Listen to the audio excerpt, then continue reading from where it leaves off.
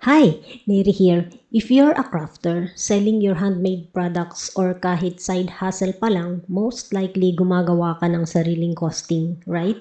Or baka naman sinusunod mo lang yung presyo ng competitors mo or guesswork lang based sa feeling mo.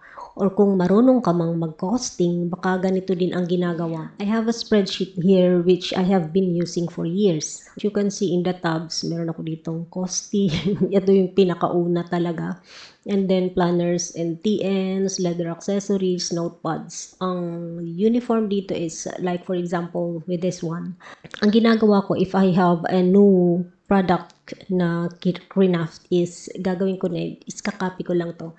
Copy and then place somewhere here. Okay, control V. So when I have i-adjust ko na lang kung ano yung mga materials na ginamit, i-adjust ko na lang yung quantity nila dito. Okay. Every time na maghahanap ako ng product, i-scroll ko yan isa-isa kung nasaan na sila. And if nagbago yung unit price ng products is I have to, alam mo yon, hahanapin ko siya isa-isa and i-adjust ko. It's really messy. Kung crafter ka and you are doing your own costing like me, magaget mo kung ano yung ibig kong sabihin.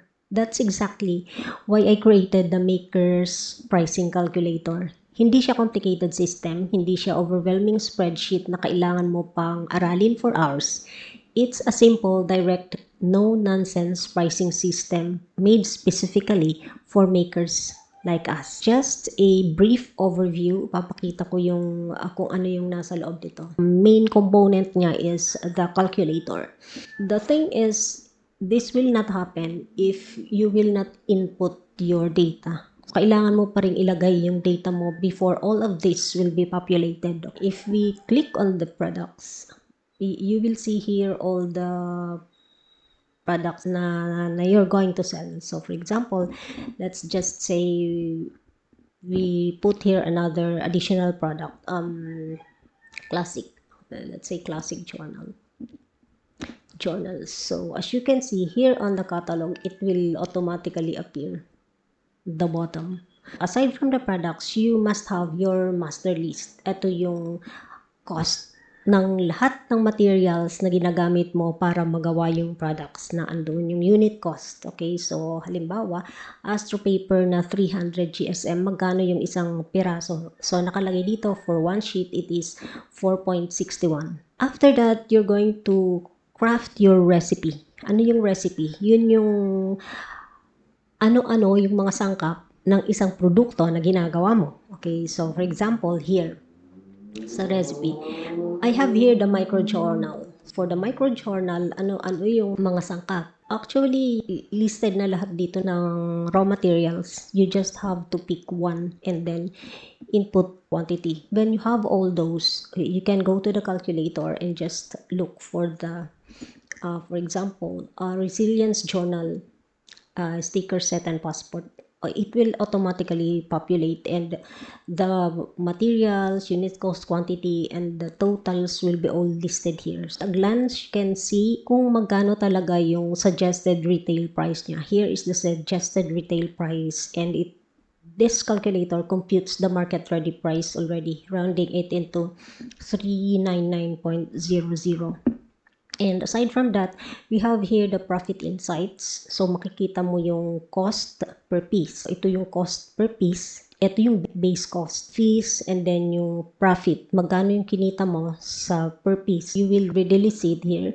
And then magkano yung profit margin in percentage, 50%. Ibig sabihin, meron kang premium margin dito. Kumita ka ng 50% doon sa iyong product. Ang i-adjust mo lang dito is yung multiplier, ito yung margin natin.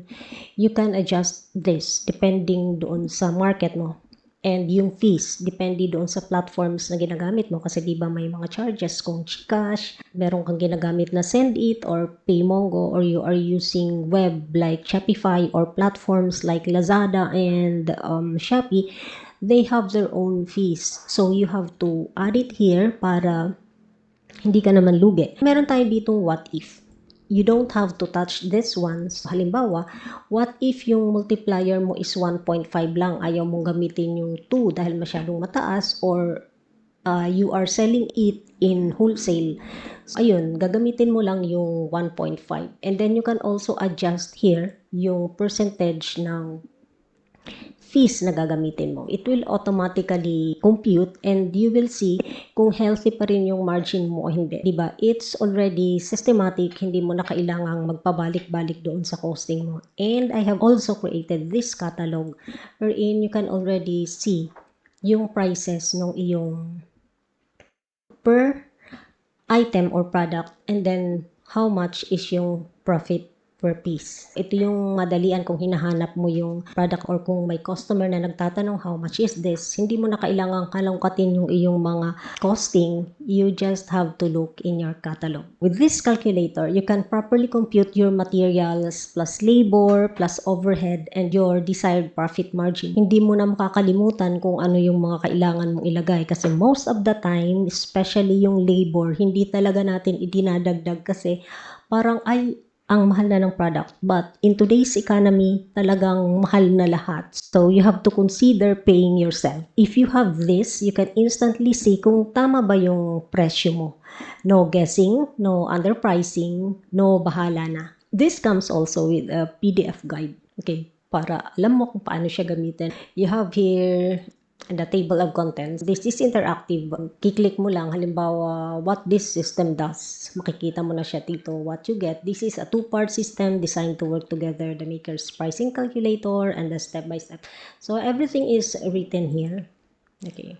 But let's be honest, marami namang marunong gumawa ng spreadsheet. So, sasabihin mo, marunong naman ako mag-compute, why use this, okay? But the real question is, may system ka na ba na consistent mong ginagamit or paiba-iba every product? This one is designed to be repeatable, scalable, and actually usable kahit basic ka. And this is not just a spreadsheet. It's a decision-making tool that helps you price confidently kasi hindi lang naman paggawa yung business. Pricing is where you either win or slowly lose. If you want to stop guessing your pricing and start building a business that actually pays you right, check the Maker's Pricing Calculator. Link is on the description. Right now, I am offering it for free for you to test. The only thing that I would be asking from you, if it's not too much, is to give me feedback if it's working for you so I'll know where I can improve the system more. What are you waiting for? Start pricing with clarity, not confusion. Don't forget to subscribe. See you around. Bye!